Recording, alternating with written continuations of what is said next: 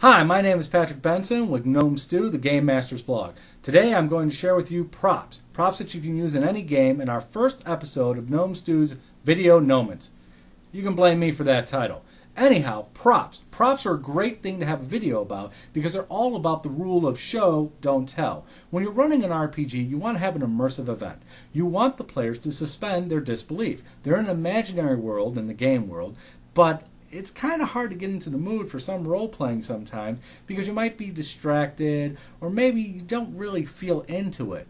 Props not only draw people's focus onto the game, or more important, the game world, but they also give the players something tangible, something to really draw them into that game world.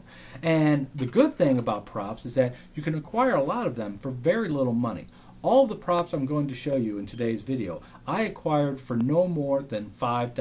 The most expensive prop was $5. So, you know what? You don't have to go broke bringing props into your game, such as this key. I acquired this at an Ace Hardware for $1. I think there was 2 in the pack and I lost one of them. But imagine you're running a game. Sure, you can tell the players that they found a treasure, and within that treasure there is a key to what we don't know, but wouldn't it be better to actually say, and in the middle of the treasure, here, you have a key. It's one of those things that the players are going to be like, wow, that's kind of cool, but what does it do? You know, you got a little lead for the next adventure.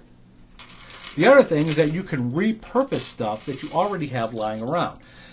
If you do a lot of trading card games, you might have some of these. These are counters, and just dropped one, but you don't have to use them as counters in your RPG. You can use them as rubies. Hey, it's a little bit of treasure. And the players can actually use those as currency in the game. When it comes time to buy that next magical sword at the shop, have them pay you with a ruby. They hand over one of those counters. It's something that not only is immersive, but it's also interactive now.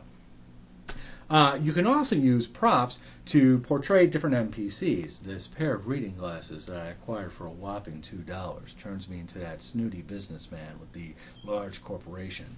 Or put them on top of my head, and now I'm the absent-minded but brilliant professor who can't seem... Oh, there they are. There they are. I had them on my head all along.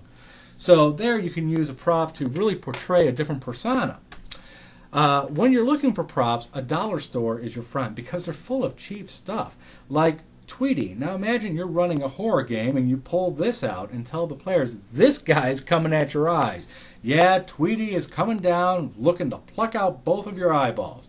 Or you can use them just to taunt the players because no matter what, wherever they go, that crow keeps on following them. Like he knows what they're thinking. A little freaky. Anyhow, you can also find things like this little statue. This little statue is great. I don't know why the dollar store has a little satanic statue. I'm sure it's just, for a Halloween thing. But anyhow, it's, kind of cool to have a horror game and look what you found on your pillow when you woke up in the morning. That's a bad omen. There's other things you can do with props, and you just have to know what to look for. You want something that's small, you want something that's relatively little money to acquire, and you want something that's fitting to what you're going to be doing in the game world, such as a lot of games have puzzles. This puzzle cost me $1.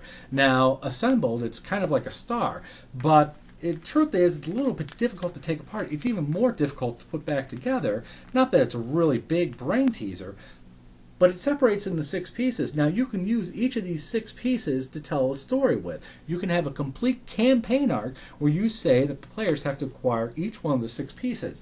And in the game, when they finally acquire all 6 pieces, when they put them together, have something fantastic happen. It's a cool little effect.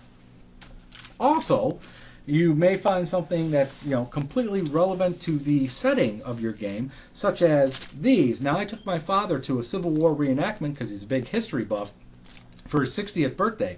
And there, for $2, each one of these envelopes has a bunch of replica Confederate bills. Now, the cool thing about that is that the Confederacy, every state was able to print up its own money. So I got like Texas bills, Arkansas bills, Georgia bills, you name it. And imagine if you're running a game and you just change your voice, unless you're actually from the South and can pull this off much better than I.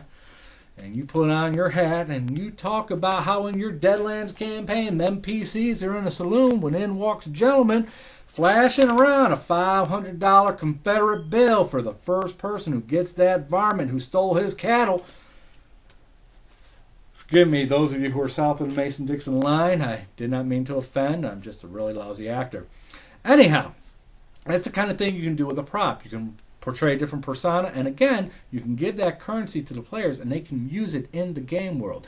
You know, pay them back with other money. You have smaller bills in those envelopes. And it only cost me $6 to grab those envelopes. Not a bad deal.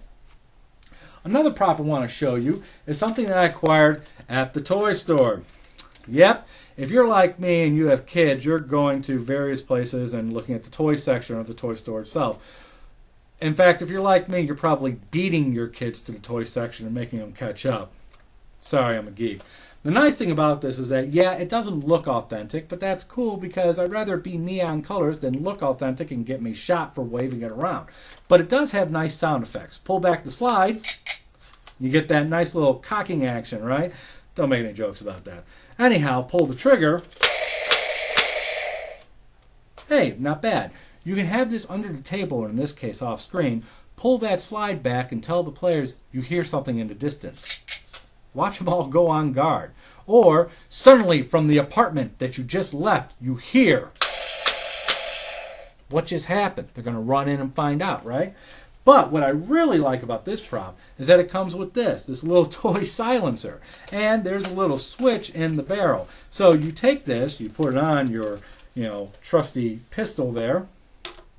And for very little cost, or using things that you already have, such as sunglasses, a pair of cheap imitation leather gloves that, despite saying extra large, are really tight.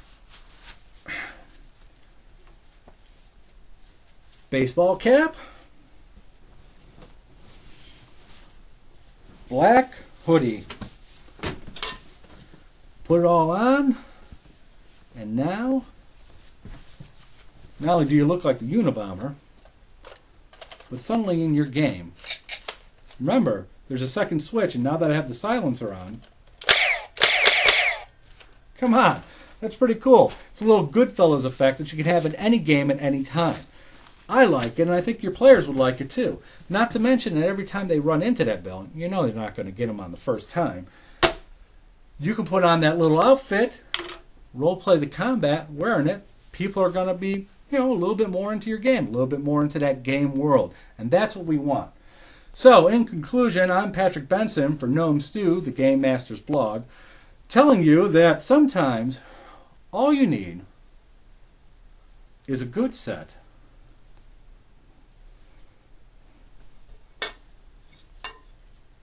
of props.